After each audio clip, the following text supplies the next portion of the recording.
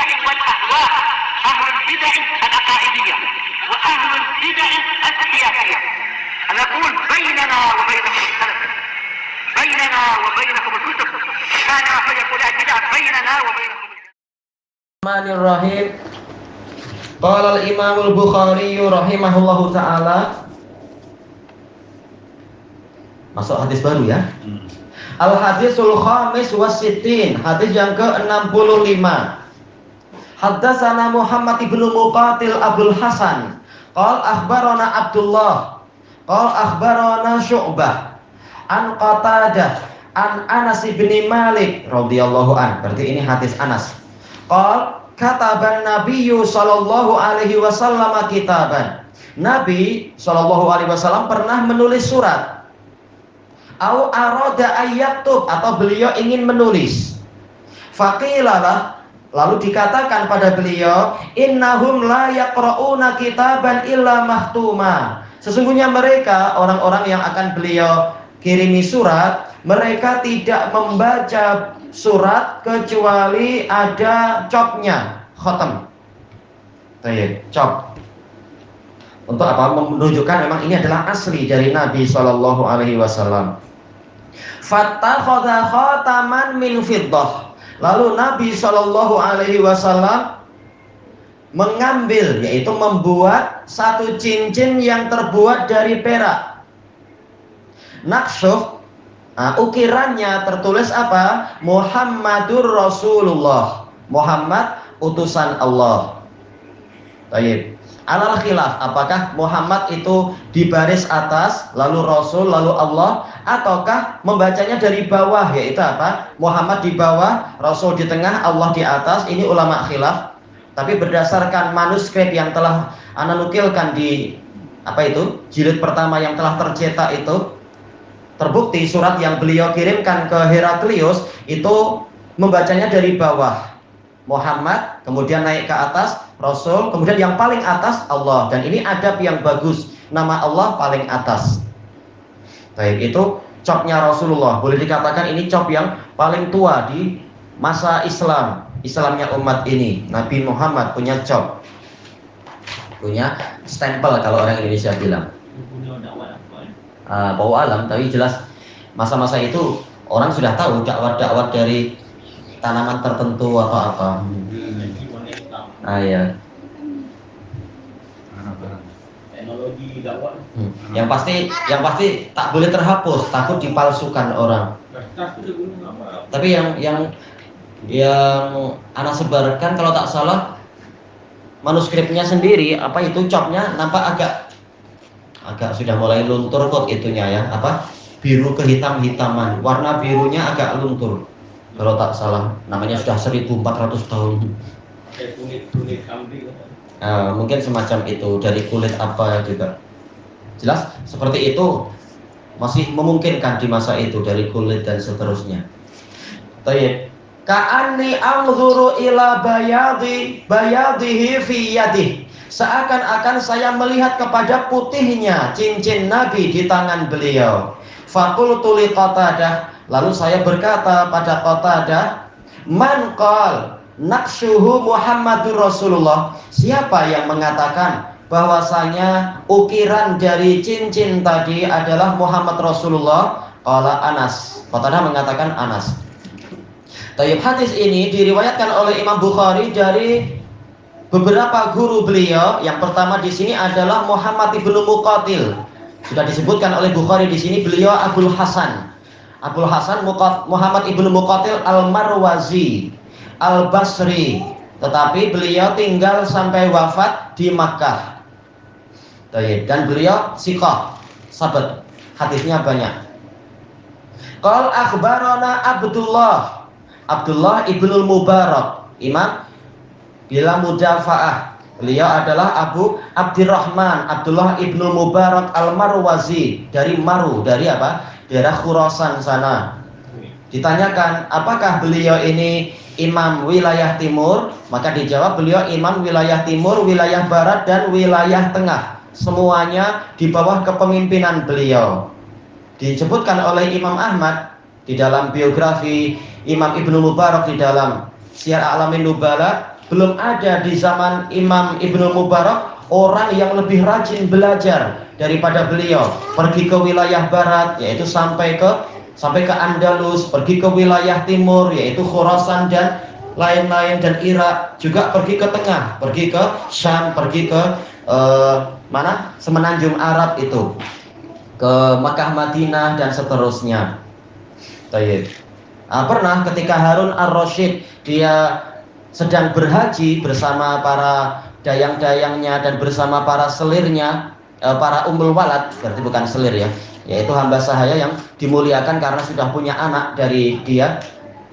Kemudian ketika di masa-masa itu, entah sudah di tanah suci Mekah atau masih di luar, waktu itu dia sedang rehat di istananya. Tahu-tahu nampak dari kejauhan itu orang berkerumun, berlari-lari, berkumpul di suatu tempat, sampai-sampai debu itu membubung tinggi karena saking banyaknya orang lari ke kerumunan itu. Lalu salah satu ummul walad keluar dari yaitu mengeluarkan kepala dari tingkap, melihat-lihat apa itu, lalu tanya apa yang terjadi. Maka orang-orang mengatakan itu ada pemimpin umat dari timur, yaitu Ibnul Mubarak. Nah, orang-orang lari ke situ untuk belajar ke beliau. Maka si wanita ini mengatakan, inilah kerajaan yang sebenar, bukan kerajaan Harun ar-Rasyid yang dia mengumpulkan orang-orang dengan harta dan dengan kekuatan. Ibnu Mubarak tak perlu itu semua, orang memang cinta pada beliau. Dimanapun beliau ada, orang-orang akan datang. Imam Ahmad juga mencari Ibnu Mubarak untuk belajar kepada Ibnu Mubarak. Ya, inilah beliau. Baik. Beliau dohirnya adalah dari Kibarul Atba, tobakotnya itu, levelnya. Beliau belajar ke Syu'bah. Baik, belajar ke yaitu selevel dengan Imam Malik. Imam Malik sendiri apa? Dari Kibarul Atba. Kalau akhbarana Syu'bah, Ibnu Mubarak beliau Marwazi, tetapi juga beliau sering di Basrah. Akhbarana Syu'bah, Syu'bah sudah sering terulang Amirul Mukminin fil hadis, sebagaimana Ibnu Mubarak juga Amirul Mukminin fil hadis. Syu'bah Ibnu Bistam Abdul Hajjaj As-Sadusi Al-Basri. Asbatun nas fi Qatadah, min asbatin nas fi Qatadah. An Qatadah bin Di'amah Abul Khattab. Sebentar, kalau yang tadi siapa? Syu'bah Ibnul Hajjaj Abul Khattab As-Sadusi, itu tadi ya, Syu'bah Ibnul Hajjaj. Kalau Qatadah bin Di'amah, siapa? Abul Hajjaj. Kalau ini yang Abul Hajjaj, Qatadah bin Di'amah As-Sadusi Al-Basri, lahir dalam keadaan buta, tetapi asbatun nasfi Anas bin Malik, termasuk orang terkuat dalam meriwayatkan dari Anas bin Malik. An Anas bin Malik, hadis ini datang dari sejumlah muridnya Anas, juga datang dari sejumlah muridnya Qatadah, juga datang dari sejumlah muridnya Syu'bah. Sebagian diriwayatkan oleh Bukhari, sebagian besarnya diriwayatkan oleh Muslim. Baik, di sini kalau kita mengatakan sanadnya itu musalsal bil basriyin, betul. Karena mereka semua pernah di Basrah juga.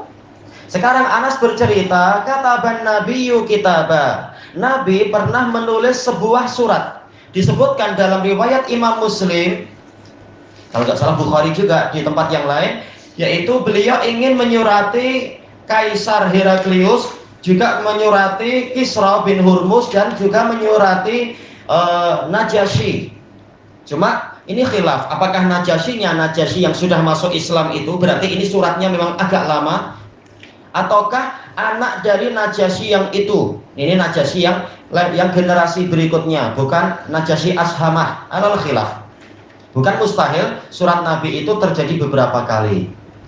Nah, dari hadis ini kita mendapatkan faedah, yaitu pentingnya dakwah kepada raja-raja dari berbagai negara, raja-raja kufar, sebagaimana disebutkan oleh para pensyarah, pentingnya berdakwah lewat tulisan.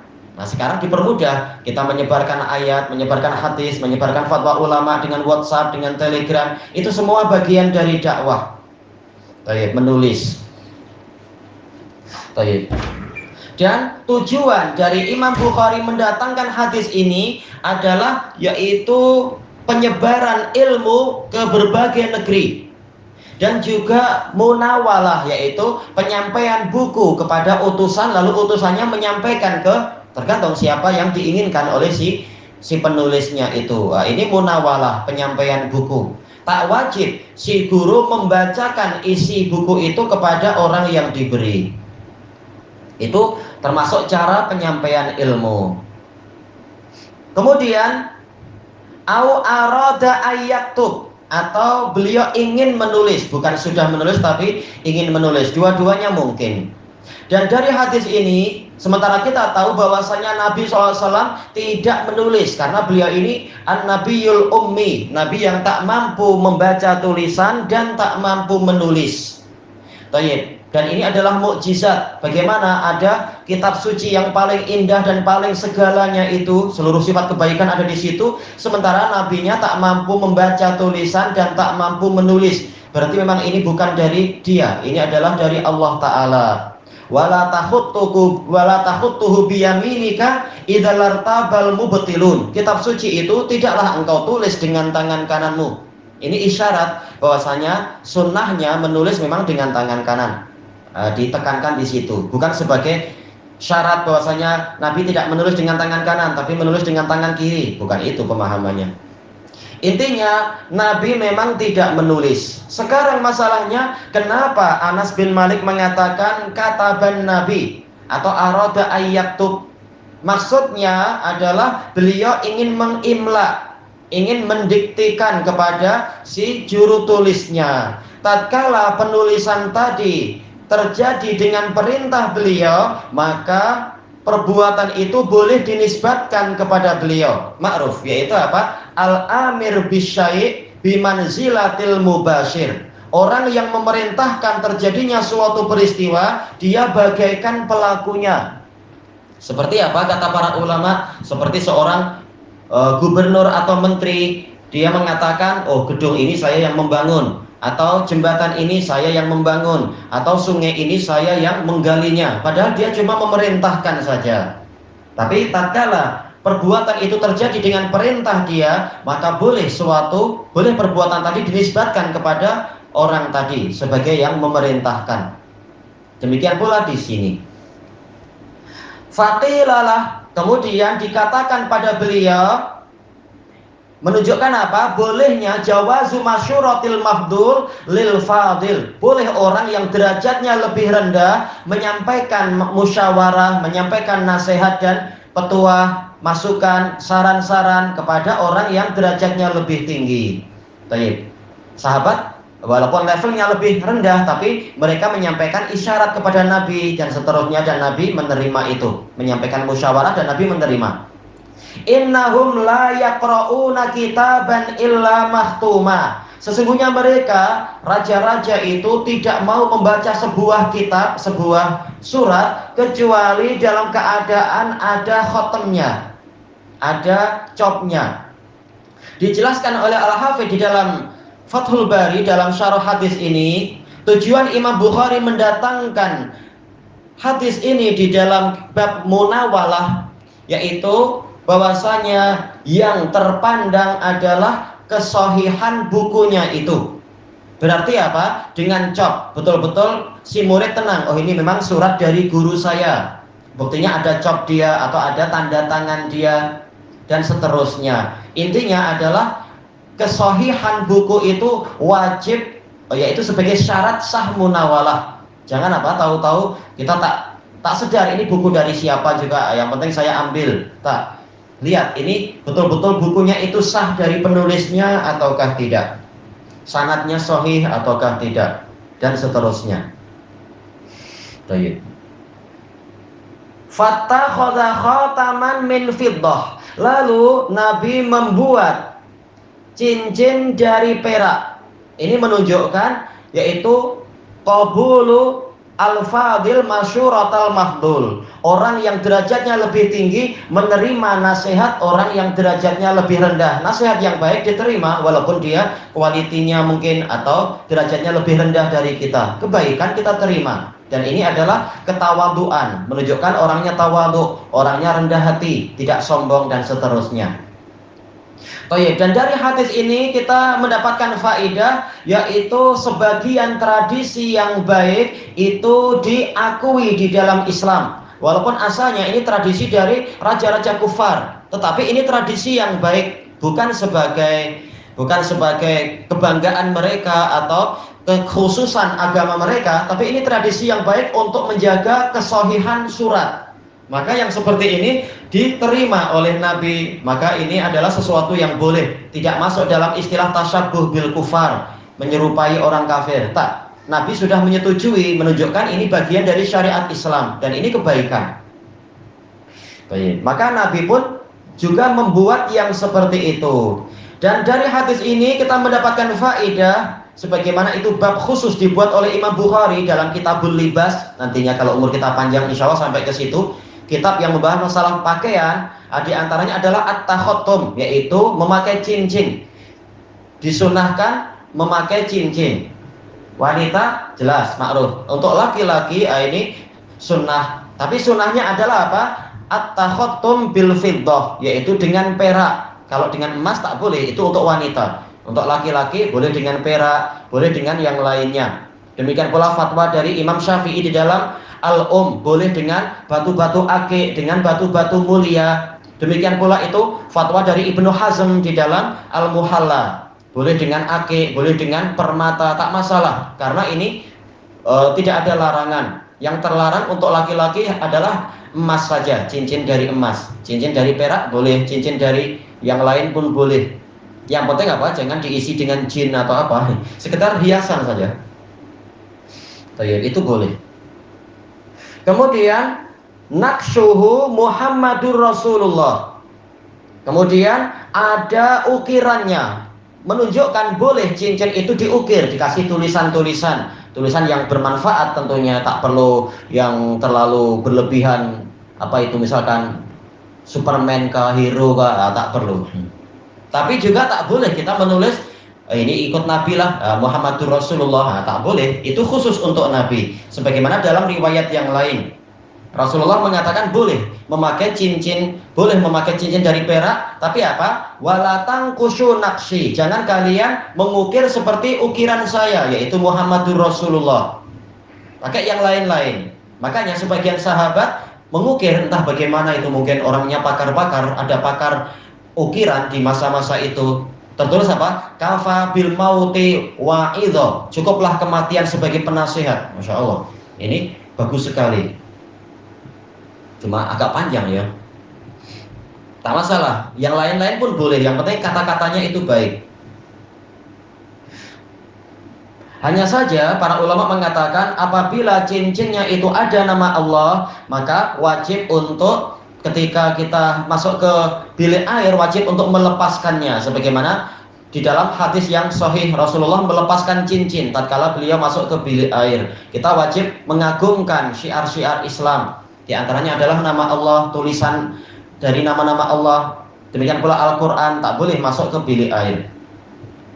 Tayyib. Qal ka'anni anzuru ila bayadihi fi yadihi. Kata Anas bin Malik, seakan-akan saya melihat kepada putihnya cincin tadi di tangan beliau.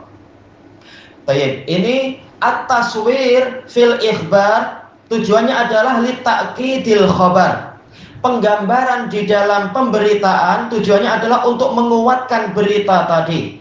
Seakan-akan apa? Anas mengatakan saya masih ingat betul hadis ini, saya tak lupa. Seakan-akan saya masih melihat bagaimana cincin itu di tangan Nabi, dia itu mengkilat dan seterusnya, putih berkilau dan seterusnya.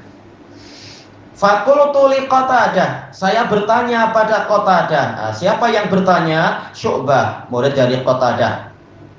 Man qal naqsyuhu Muhammadur Rasulullah. Siapakah yang mengatakan bahwasanya ukiran dari cincin tadi adalah Muhammadur Rasulullah, kata para ulama ini menunjukkan apa? Jawazu muraja'atut talib syaikhahu. Yaitu ta'akkud, boleh seorang murid itu mengulang pertanyaan atau bukan mengulang, tapi istilahnya adalah apa? Berdialog, bertanya kepada gurunya untuk mencari kepastian. Walaupun tadi gurunya sudah menyebutkan rangkaian hadis ini hadis Anas, kemudian begini-begini. Boleh murid yang ingin mendapatkan kepastian bertanya, siapa yang mengatakan ukirannya, lafadznya adalah Muhammadur Rasulullah, maka Qatadah mengatakan Anas. Sekarang kenapa Syu'bah perlu bertanya kepada Qatadah? Ma'ruf, Qatadah ini beliau disifati dengan mudallis. Maka Syu'bah khawatir jangan-jangan Qatadah mendapatkan itu dari orang lain, bukan dari Anas. Maka beliau ingin mencari kepastian. Baik. Maka Qatadah tak marah, Qatadah mengatakan Anas, yang cerita ke saya Anas. Baik. Ilahuna wallahu a'lam. Subhanakallahumma wa bihamdika la ilaha illa anta astaghfiruka wa atubu ilaik. Walhamdulillahirabbil alamin. Jazakumullah khairan. Pakai cincin itu di jari mana? Baik. Untuk masalah jari, ada, Anda sudah menulis di buku itu dengan terjemahannya. Yang disunahkan adalah di kiri. Baik. Walaupun ulama khilaf, semuanya boleh. Kata Imam Nawawi semuanya boleh. Cuma sebagian khilaf, apakah sunnahnya kanan ataukah sunnahnya kiri. Nah, sebagian ulama mengatakan sunnahnya di kanan, itu pun kuat pendapatnya. Memang ada dua dalil. Nah, Rasulullah nampak terkadang di kanan, nampak terkadang di kiri. Intinya yang penting apa? Tidak mengganggu aktiviti tangan kita. Kalau sepertinya tangan sedang perlu apa, tangan kanan letak di kiri, misalkan dipindah. Atau terkadang tangan kiri sedang sibuk apa, ini bahaya nanti cincinnya terkotori, letak di kanan misalkan. Pakai cincin sunnah. Ya itu sunnah, walaupun bukan sunnah muakkadah. Sunnah dalam artian apa? Meniru Nabi. Sebagaimana di dalam hadis-hadis yang lain yang insya Allah kita akan lewati di Bukhari Muslim. Begitu Nabi memakai cincin, semua sahabat rajin pakai cincin. Ini kalau Malaysia ini 4 Sampai 4 jadi gangster. Itu pakai motor pula. motor Harley. Baik. Itu kalau lebih macam lebih satu tu sunnah. Kembali ke niatnya, bukan untuk bermewah-mewah, bermegah-megah. Baik, cuma ada kemakruhan. Sebagian ulama mengatakan yang paling sunnah adalah di kelingking dan di jari manis. Adapun yang selain itu makruh. Sebagian mengatakan demikian dengan beberapa dalil. Baik, wallahu a'lam.